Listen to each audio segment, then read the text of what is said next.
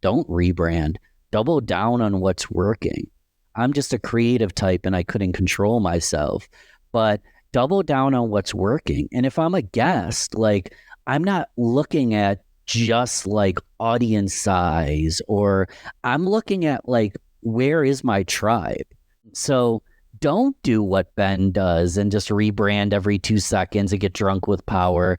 Really, I think the better advice is to figure out exactly who your audience is and just go as deep and wide with them as possible. But if you're a creative type, if you're ADHD, give yourself permission to go crazy and try new things. And that's what I did. So this is not true advice. This is just me talking from experience, y'all. Welcome to the Communication Queens podcast for the visionary leaders, speakers, service providers, and podcasters who are looking to stand out sharing their story. I'm your host, Kimberly Spencer, former screenwriter turned master communications coach. On this podcast, I'll be coaching you on how to share your own transformation story so that you increase your visibility, influence, and income on podcast interviews. Let's get your voice heard. So Ben, I really want to dive into specifically your specialty of how you got started with podcasting, which was in the local market. 100%. I got started with a lot of nosebleeds. I learned at a very young age. So prior to the pandemic, I was like making 200 cold calls a day. I was a telemarketer, is the not pretty way of saying it. But one thing I learned was the more hands you shake, the more money you make. And during the pandemic, I got let go from my sales executive role and my entire book of business. We were national, Texas, California, anywhere but Rochester, New York. I had a client. That entire book of business, all those leads, all that momentum was completely stripped from me. So when I decided to go on a whim and start my own business, no Brene Brown on my wall, no Oprah, no Tony Robbins, never thought I'd be an entrepreneur, podcaster, motivational. I just thought, wow, I love podcasting and I don't have any business connections. I'm going to start a local podcast and call it Rochester Business Connections because I'm from Rochester, New York. I'm a minnow in an ocean of sameness. Everybody's a marketer. I'm a minnow. So if my own hometown can't benefit from my services, some people specifically like their hometown smaller, this or that. But as a marketer who's doing online marketing, basic like web design and this and that, if I can't find people in Rochester, New York that has couple million people in the area to like me, I'm not going to work as a business owner. So I started Rochester Business Connections to be super hyper local. Rochester Podcast started a local firm, and in conjunction with the two, started to build my business. And we can go in any direction as you want, but I was just shaking hands, getting nosebleeds, proverbial hands, because we were on Zoom, getting nosebleeds and learning as I went. When you say getting nosebleeds, elaborate on that. Like actual nosebleeds, like from nervousness, or just like, oh my gosh, I'm talking to somebody? Because I know some people get very people shy. Yeah. And like when they realize that business is not like just creating pretty Canva images or posting nice things that they want on the internet, it's actually like the hardest thing to do. And this was my biggest challenge when I first started back in 2016, was talking to people, because that was my fear of rejection. So how did you elaborate on the nosebleeds? Yeah, I had to make rejection and ghosting and getting ignored literally my best friend, because it was all part of the course. Now, I did have a great strategy. I didn't realize how brilliant it was, but now I can simplify it and ignore all the errors I made. Let's just talk exactly what I did right. Yeah. I went to State University, New York, Brockport for college. So I'm a SUNY Brockport alumni. I got on LinkedIn. I searched for other SUNY Brockport alumni, and I reached out. Hey, I see you went to SUNY Brockport as well. I see you're a business owner. Congrats on making it big time. And I probably sent 500 of those messages because I was just messaging SUNY Brockport alumni business owners, because I was starting a Rochester, New York business podcast. And the key here is I was connecting on a commonality. I was giving a reason for my connection. And it was because we were both alumni business owners. And then if they connected, I would send a message, I'm launching a Rochester, New York business podcast. I want to highlight local leaders. I thought possibly you'd be a good fit. Mm-hmm. And here's the thing. Send 5, these are not exact stats, but let's just do like a generic example. Send 500 messages, only 200 people connect. Send a second message to those 200, only 75 reply. But just look at those numbers. Now I have 75 local business owners that want to be featured on a podcast. And what started as like, I'm going to do an episode a day for 2 weeks, so a 10 episode launch, so I can really get momentum. And there was low editing. I was just figuring it out as I went. I ended up doing a 22 episode launch in November of 2020. We did an episode a day, Monday through Friday, for the entire month of November. And those 22 episodes, if you were to create a family tree of relationships, peers, friendships, clients, I've found best friends and hundreds of thousands of dollars just from those 22 episodes. And the only thing special about me was I did it and other people didn't. I wasn't that good at what I was doing yet, but I gave it a shot. I put my chips on my city. I was niched down, so people were willing to say yes. And I even found that the non-thought leaders, the people that had never been on a podcast or was surprised that I asked, they were the ones that I built the best relationship with, because the thought leader, the celebrity, they would just jump on, leave, and get on the next one. So it was even the smallest of conversations, the smallest of guests that actually had the largest benefit for me. And I'm talking as a host, but benefit for the guest as well. Now, I've seen in the podcasting space a lot of funnels for podcast guesting leading to generating clients. Well, podcasting specifically, like not guesting, yes. And like we provide funnels and strategies and things inside of Communication Queens for guesting, but for podcasting, where it's almost like and I know this is not what you do because you believe in real business connections, but it's almost like the podcast interview is like an illusion, or it's a trap to like ensnare someone into your world, and then you hit them with a pitch. And so how do you go about actually building these quality real business connections instead of pitch slapping everyone with your podcast?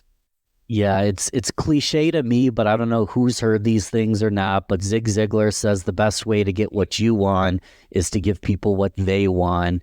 Balbert co-wrote a whole book called The Go-Giver. There's a massive truth that the more generous you are, the more you give, the more you love, the more you spread, the more it comes back to you. So if you're, whether you're a host or a guest, if you're too quick to pitch, you're going to come off aggressive. You're going to come off selfish. You're going to come off needy. I don't have a CTA prepared for this podcast. So when you ask me, I'll probably make something up on the spot, like share this show, love on Kimberly. Like I wouldn't be here without you.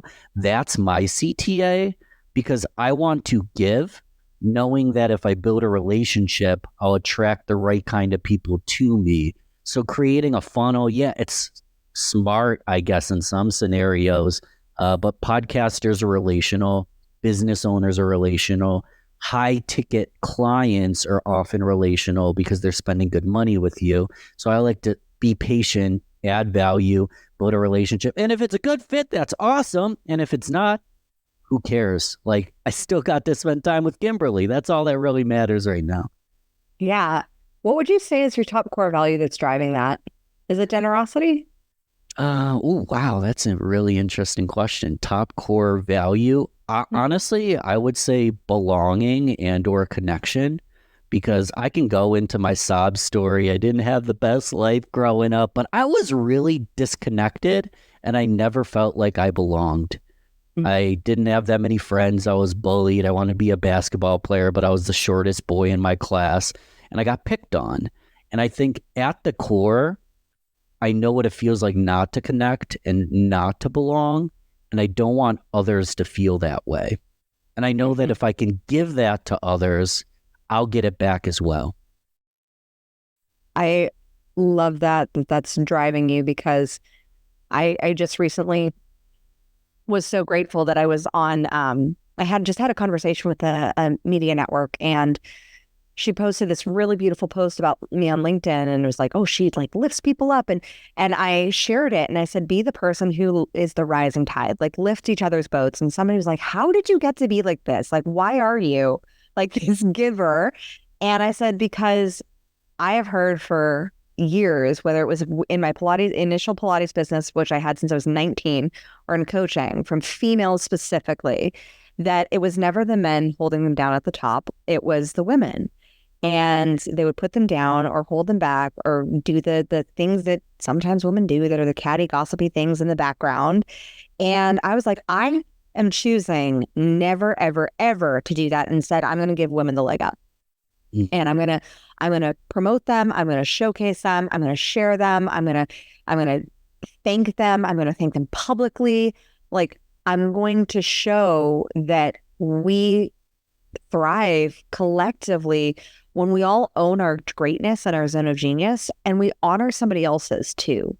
And I love that deep desire for belonging and connection is what has built you an incredibly successful business in a very short time. And it came from not the bro marketing tactics of like, sell hard, here's your funnel. It was from being genuine and having a genuine high caliber relationship, which then can lead into a high ticket client. Can I riff on that real quick? Yes, please. So this just happened like the week we're recording it, but Jamie Kern Lima, I don't know if anyone knows Jerry, but she built a cosmetic brand, sold it to L'Oreal for $1.2 billion. No one had ever done a sale like that before as a startup female entrepreneur. It was mind-blowing. And now she's a thought leader. She's an author, and she just launched a book, Unworthy. And the reason I bring it up is she had a 12-hour launch event all day on a Saturday. And, oh my God, it's like all the names. So Tony Robbins, Ed Milet, Oprah showed up. Ellen DeGeneres showed up. Literally, and Brendan Burchard was there. Robin, the girl from Good Morning America. She had all these big names, like freaking Oprah showed up to help promote her book live at this event. Yeah. Jamie didn't do that. She wasn't able to do that because she was a billionaire. She sold her company. She was able to do it specifically because she had built meaningful relationships with these people. And I'm saying this, I'm sure Jamie would agree. She was one of the smallest names in the room. But since she was surrounded by such brilliant people that know she's a fantastic author, know she's a fantastic teacher, knows that she's successful, they wanted to spend their time on promoting her book. And then she became a New York Times bestseller just immediately during the launch because she built those relationships, connections. So when she had an ask, everyone's like, heck yeah, I'll be part of your launch.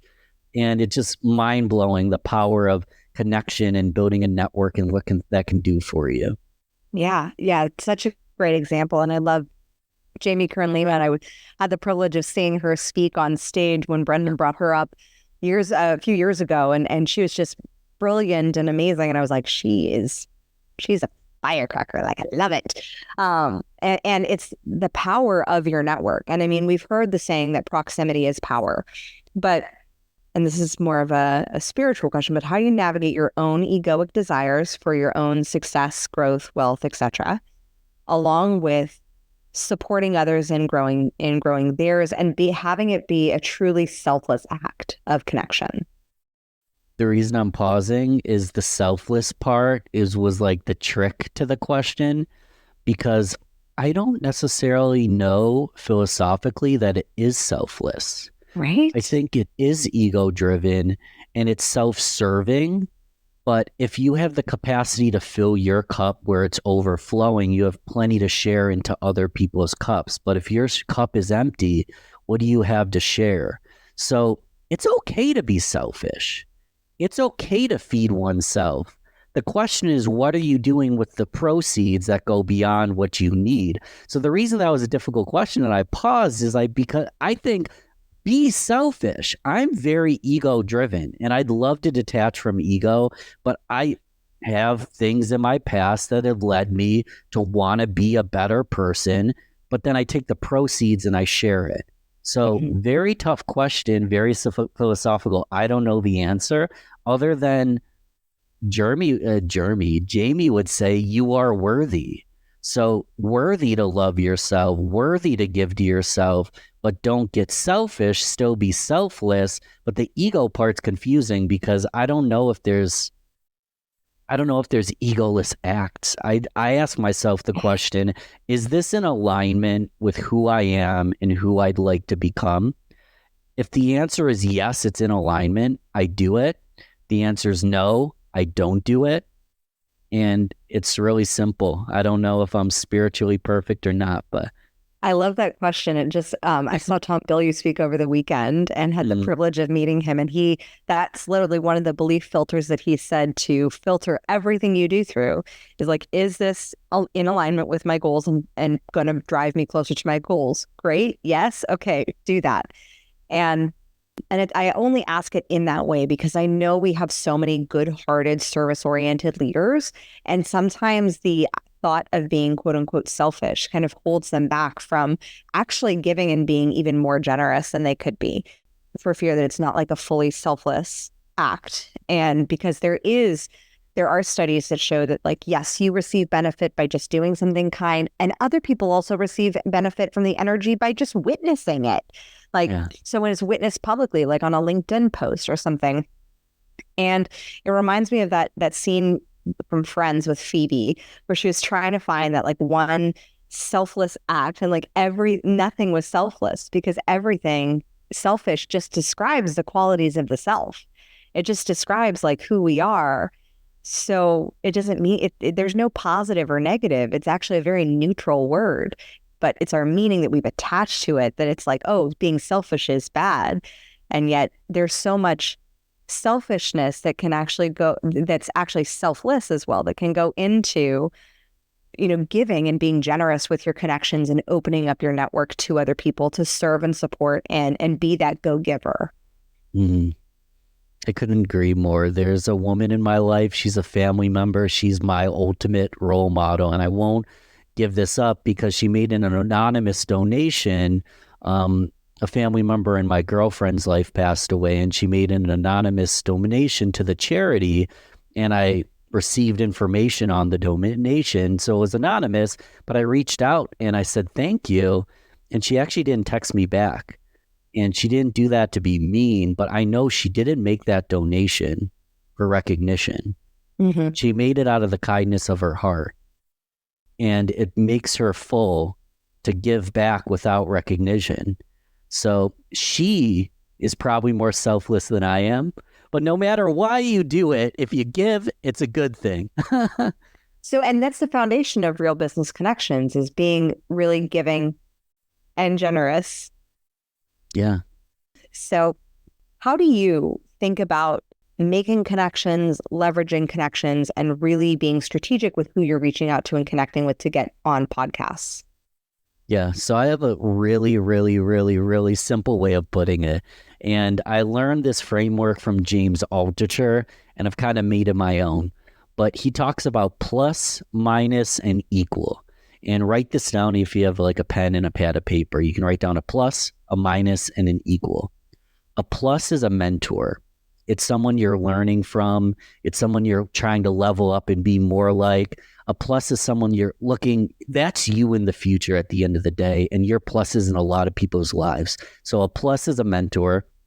A minus is your mentee. It's your target audience. It's your target client. It's the person you can help. So the plus is the person that's helping you. The minus is the person you can help. You're the plus to their minus. You're the mentor. And an equals is a peer. That's someone that, like you and I, Kim, we are peers. We might not work together in a financial way, but I'm sure we can provide referrals. I'm sure we can provide ideas. I'm sure that compound interest. If we work together, we'll both be way better than if we don't. So who are your pluses? Who are your mentors? Who are your minuses? Who are the people you can help? Who are your equals? Who are your peers, your co-collaborators? And if you have clarity on those three categories, just reach out to people in all three categories. And it doesn't have to be in a podcast context. It can be in any context in life, but it's a fantastic way to build a podcasting strategy. Let's try to get on big shows and kind of like learn even from the host. Or one thing I do all the time, if I feel like I'm a little small to be on the show, I'm like, have you ever done like an audit or a coaching call live where you can just dissect how bad I am for your audience? And I've gotten on a podcast because they dissected and audited what I was doing. I got on the show as a student rather than as an expert. Or peers, like who do I want to connect with? Who I want to be around? Let's get on podcasts like that. And then obviously the minuses is what podcasts have an audience that I can help. And in this context, that's probably something I would focus a lot of my strategy on. What podcasts have an audience I can really serve to my best of my ability? But again, if you have clarity on those three, your entire connection and networking strategy is going to be way more easy. And so for those who want to have a podcast, because you and I have had podcasts for a while, and I've seen a lot of mentors actually become peers, become friends. 100%. And that's one of the great things about having a podcast is you give them that position and that platform, and then you build that relationship. When you look at structuring someone's podcast strategy for when they're creating their own podcast, do you encourage your clients to focus on finding those mentors that they can then have on their show that they can then build those relationships? Or do you prefer to focus on either the minus or the equal to find that balance and dynamic within their guesting range? It's exactly the same concept. So a plus in that scenario is a mentor. They're a thought leader. Maybe they could be a client, but maybe they're already taken care of. However, they provide social proof. They provide education for you, which I don't want to not mention that. I get to learn from a genius person. That's worth its weight in gold. They charge $50K for a keynote. They're spending time with little old Ben. That's amazing. So I get to learn from them, but they also provide social proof and wisdom for my audience. My audience is possibly a client. This person that's a guest isn't a client, but they're providing wisdom and social proof to my audience. So again, bring those people on, bring peers on, build a relationship, build referral partnerships. I like to bring on other marketers just to learn what other marketers are doing in the industry. And then minus, I never treat it as a lead and send them through some bro funnel like you were describing. But I'll be the first to admit, like when I start Rochester Business Connections and bring on Rochester, New York business owners, are they possibly a client? Yeah, possibly. Do they know other business owners? Absolutely. So one thing I would do with my current guest is I'd say, hey, Kim, you're amazing. Thank you for adding so much value. Is there any other business owners like locally that you would nominate to be on the show? This show is literally being built on nominations. So anyone you would recommend goes a mile, and I'll treat them like gold. I use the word nominate very intentionally, because who doesn't want to nominate someone? Who doesn't want a great word? Isn't it the best word ever? Who doesn't want to nominate somebody? Who doesn't want to be nominated? And let's say, for example, you nominated 10 people and they're not all a good fit for the show.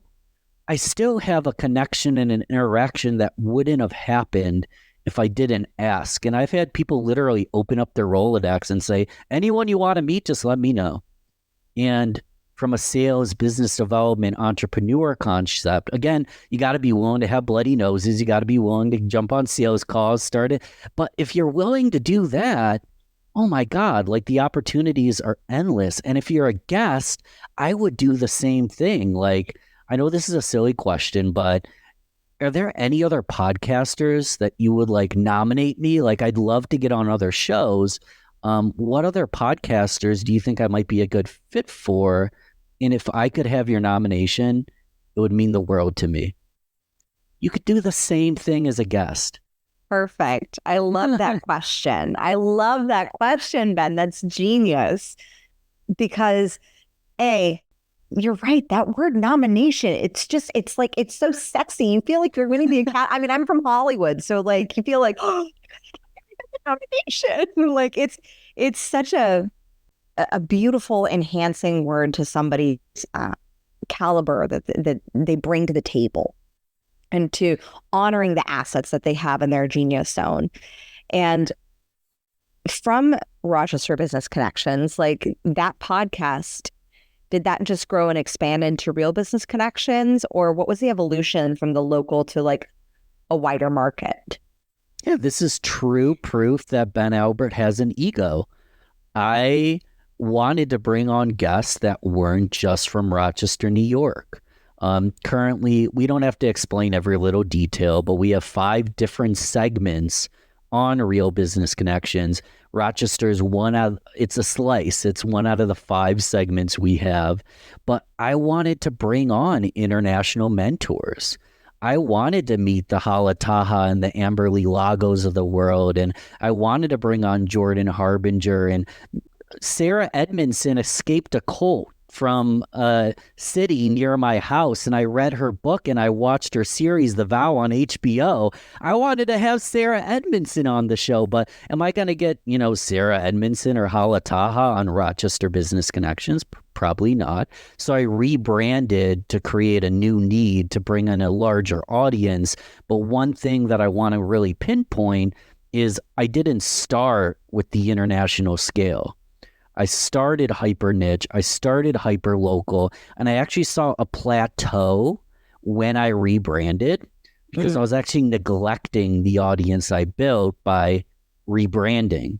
Now that plateau has since hit a mountain and I'm doing way better, but I started small, got a little drunk with power, wanted to impact more people, and now it's Real Business Connections and we have 5 segments and it's going great.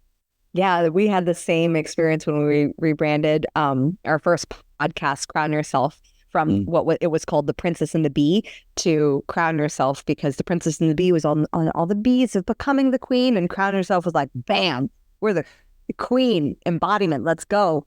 And there was a stagnation period of just growth, and then we went viral and had a 20,000 downloaded episode, and then then off we go, off to the races.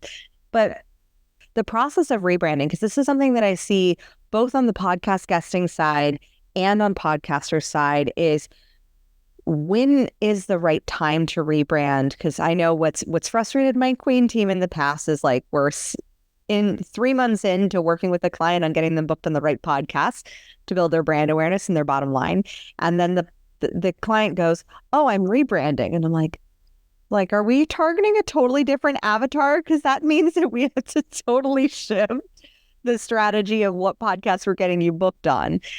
So walk me through the process that you went through in the thought process, the color schematics, like what was the whole ethos and evolution of your rebrand, and how did that shift the podcast that you were going on as a guest because of the rebrand?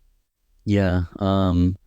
Wish I had a perfect answer for you. I think there's a certain level of knowing and intuition that comes into play that's hard to describe.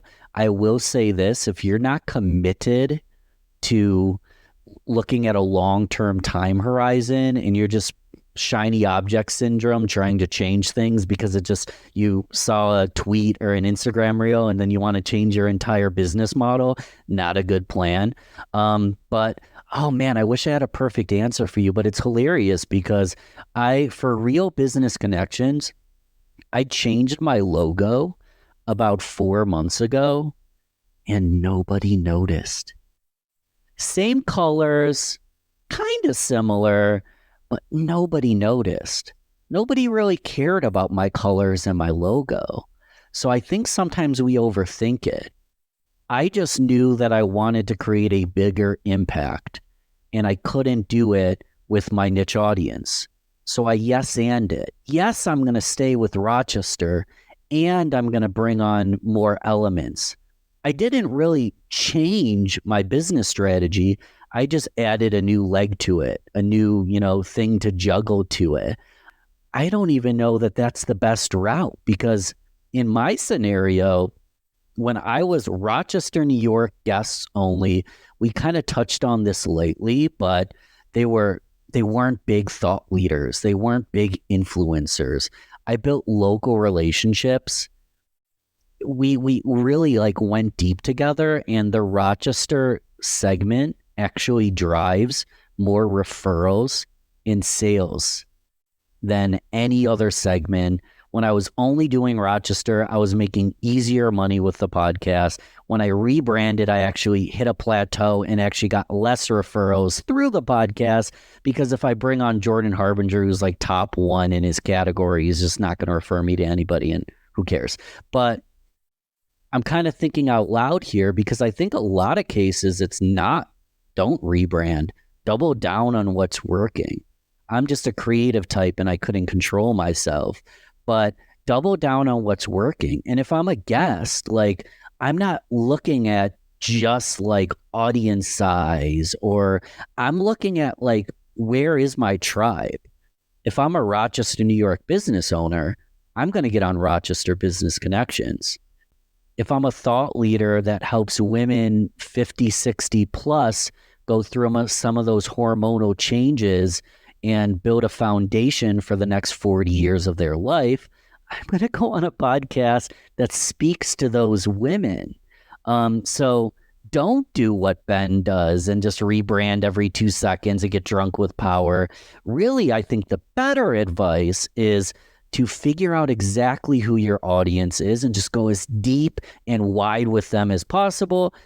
But if you're a creative type, if you're ADHD, give yourself permission to go crazy and try new things. And that's what I did. So this is not true advice. This is just me talking from experience, y'all.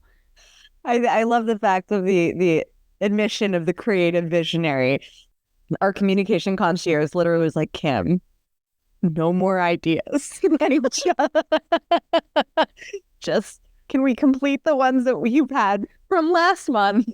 So I get it completely. The powerful aspect that comes from larger brand exposure, and also the creative visionary. That's a whole other podcast of the visionary integrator in and of itself, of that dynamic of what's needed in order to grow and have that stability. I'll be brief. I want to say one simple thing. You got to ask yourself the question, what are you optimizing for? And if I'm optimizing for sales, I'm going to be as niche as possible, and I'm going to be very specific and deliberate. If I'm optimizing for enjoyment, I'm going to talk to cult experts, and I'm going to get a little crazy with it, because I freaking love what I get to do. So really the question is, what are you optimizing for? And then be mindful when you make decisions going forward. Such a powerful question, because that's the thing that we really target with our agency, is that we want to optimize for the podcasts that build their brand awareness and their bottom line, not just what I call the gold digger strategy of just go on the top 1% podcasts. Ta-da, I'm here, I've arrived, and then let the audience come to you. Really get targeted and niche with who are those people that you are specifically talking to, and how you can bring them into your world and invite them into your world from the heart of your story and the heart of your depth of connection. I like that. The heart of your story. Yeah. Well, heart of the ocean. The word for James Cameron. So with Real Business Connections, now you've had some extraordinary guests on, and I know that you really optimize for YouTube and with advertising. Can you talk to me a little bit about how advertising has really played a role in the expansion and growth of your podcast? Yeah, I actually really don't know what I'm doing. I just hired someone to help me run some Google ads to my YouTube channel. But the one thing I can say with total confidence, and it's age old, it's not even a secret anymore, you need to hook people and you need to retain them quickly. So what we do is, for my podcast, we create a glimpse. It's like a trailer for every single episode. and I'll just give you the formula. It's a really good hook.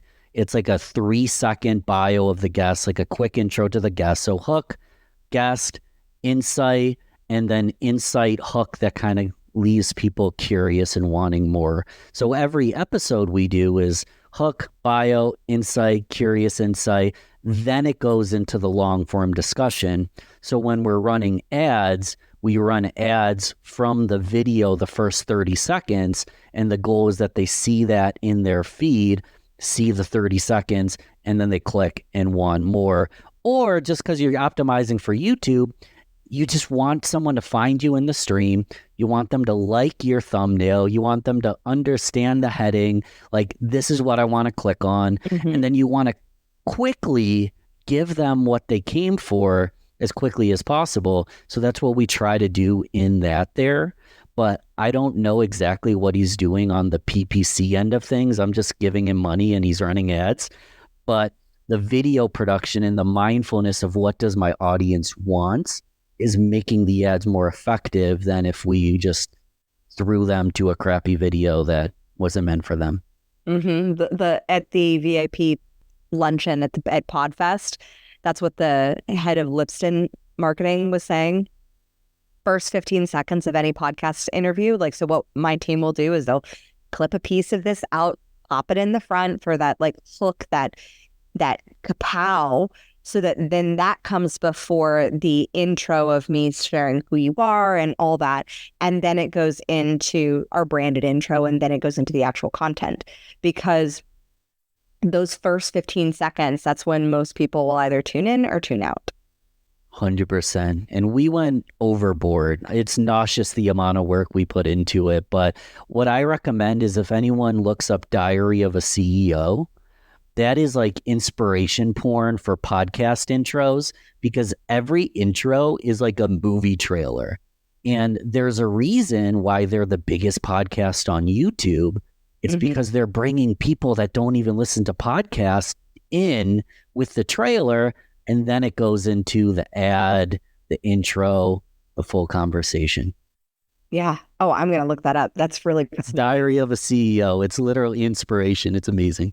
Oh, I love that. And because I'm a sucker for movie trailers. Like in our home, before we have family movie night, my son always wants it to watch the movie trailer. And I'm like, done. Let's watch the promo and see like what they highlight, because it's usually a movie I've seen like 3-4 times. He hasn't seen it. We're currently going through the Marvel series. But that promo trailer, and I love looking at Hollywood for how success leaves clues, because when you look at the big blockbuster movies, how are they hooking emotionally the audience? And so when you're developing the real business connections, where do emotions play into it? It's funny because I'm sure people can codify these concepts. For me, it's a little more intuitive. I understand that people like stories. And I understand as a business professional who went through this, who was very type A and very formulaic, people want strategies, they want tactics, they want lists, they want a key to success, they want specific implementable steps. However, if you don't have the mindset, if you aren't a whole person, if you're sad, if you feel unworthy, if you feel like a victim, all those strategies and tactics aren't going to get you anywhere. So if you look at the yin and the yang, it's understanding what to do, but it's also understanding who you have to be and become to do that thing. So what I love is stories, because yes, stories play on emotion, but more than anything, stories are true proof that this concept works.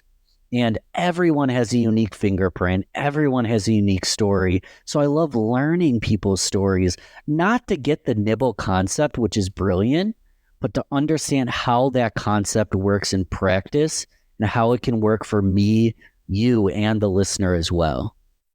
I love that. And I think that the stories, it makes the world go round. Like that's how we've been evolving as a species and learning, and actually deeply learning, more so than like just the facts, super left brain, like here's my, step-by-step system. That's fine. But unless you can really hit that heart and pull from that space, it isn't going to resonate as deeply. And I love what you said about the mindset, and the strategy. And I think the overarching strategy, from what I'm hearing, is generosity. It's generosity, it's kindness, it's being a good human and wanting to serve others. And what we found is from our agency, the clients who have worked with us who have the greatest success are the ones who operate from that standard of generosity. And the ones who struggle with, they get booked on podcasts, but they're struggling with conversions and seeing any results that are tangible or monetizable results from podcasting. It really comes down to like, how generous are they being? Are they following up with the host? Are they building real quality relationships?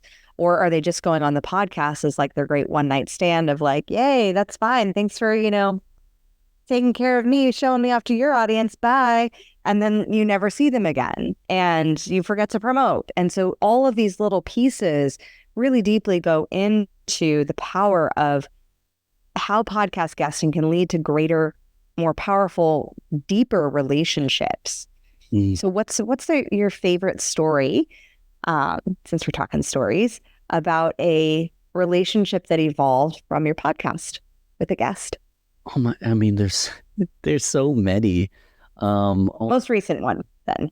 Most recent one. So a great story is one of those Ben has to pinch himself and wake himself up moments. But Hala Taha, Young and Profiting podcast, she put up her chips on me like super early. So I just launched the international segment. It's called Learn, Speak, Teach. She was like episode 6 or 7 on that segment.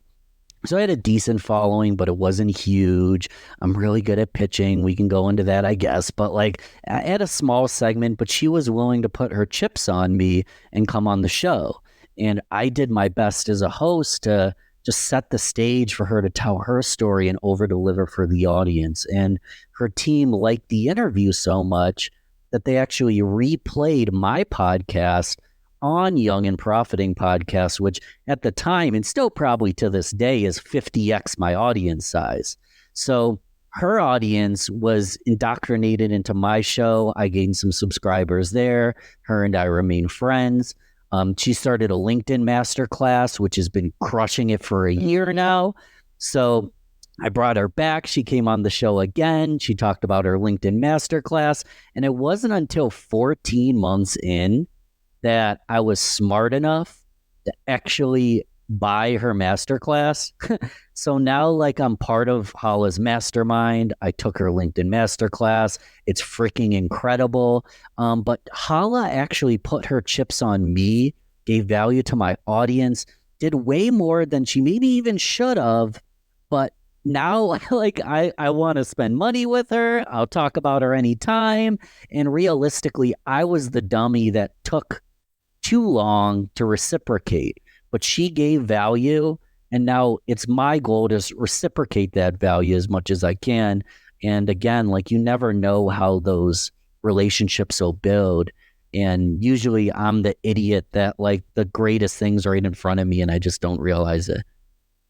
Oh, I love the generosity that she showed and how you highlight that. And you also are demonstrating a principle that I regularly talk about on this podcast and to my clients. It's that if you really make that powerful impression with a podcaster like Hala did with you, then, and yes, she's, the top 0.05% of podcasters. She's amazing. And she made a powerful impression with you as a guest, which then now she's not here in this room with us, and she's still getting mentioned. She's still getting visibility and publicity for her programs and her products and services because she made such a powerful impression on you. And I see that time and time again with podcasters, that when you can truly deeply lead with that heart of service and you make that powerful impression on a podcaster, they will continue to talk about your interview over and over and over on other people's podcasts, even, that you may not even have that audience to. And it's I love that you demonstrated that example, because that is like the perfect example that I regularly talk about. So I'm so grateful that you did that. I missed a piece too. Yes. So I show up for her LinkedIn Secrets masterclass, and someone I know is in the room too. I'm like, oh, that's cool. And I send him a DM, and he's like, yeah, I heard about Hala through you. So not only did Hala close me, she closed my friend. So she just got 2 clients that are now supporters of her just by being on my rinky-dink show. So if that's happening, I can only imagining that's happening tenfold in a million other scenarios. Countless times. In fact, 42% of millennials report purchasing something from a product or a service that's recommended by a host. Wow.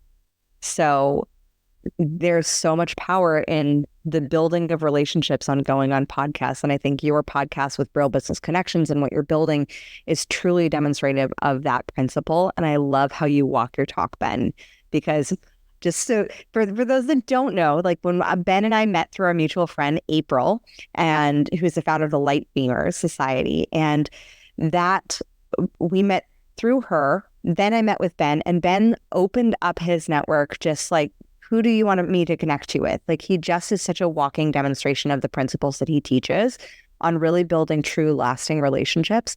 And it just goes to show the power of real business connections. Thank you. So Ben, boom, mic drop. Ben, how do we find you aside from Real Business Connections, the podcast? Where do we work with you and all the things? So I'm a marketer. I made it easy for y'all. Just Google Real Business Connections or type those words in wherever you found this. And your barrier to entry is I want to sit back and humble myself. We kind of talked about this earlier, but I wouldn't be here without you, Kim. I wouldn't be here without April. I'm like the lucky guy that just sat in a chair and now I'm getting interviewed. So if you haven't showed love for my girl and left her 5 stars, shared this show, bonus points for a comment, but you sometimes don't need it. You just click the 5-star button and you move on. You click subscribe and then you move on. I wouldn't be here without her. So yeah, y'all can find me at Real Business Connections, but show some love for your girl first and then come say hello. Ben, you are such a walking testimony for building beautiful, powerful relationships, honoring on a foundation of humility and generosity. And I so admire that about you. Thank you so much for coming on the show. And as always, stand out and be heard. Thank you so much for listening. If you love this episode, subscribe, leave us a review, and share it with your friends. For more tips on guest podcasting, storytelling, and communication strategies, follow us on social media at Communication Queens Agency and visit us at communicationqueens.com. I look forward to seeing you in the next episode. And in the meantime, remember, your story has the power to save one life. Let your story and your voice be heard.